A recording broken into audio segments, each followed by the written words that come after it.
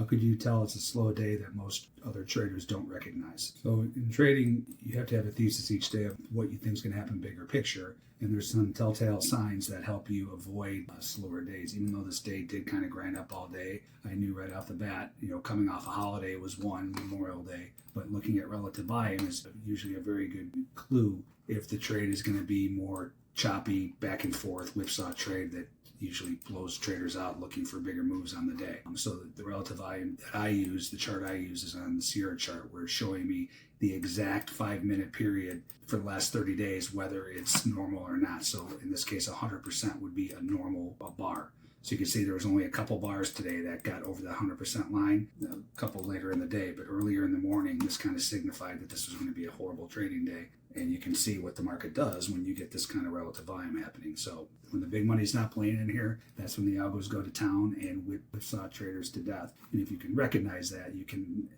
temper your expectations of the kind of move or trade you're going to put on, where you're not going to put on these, position trades thinking the market's going to, go much higher.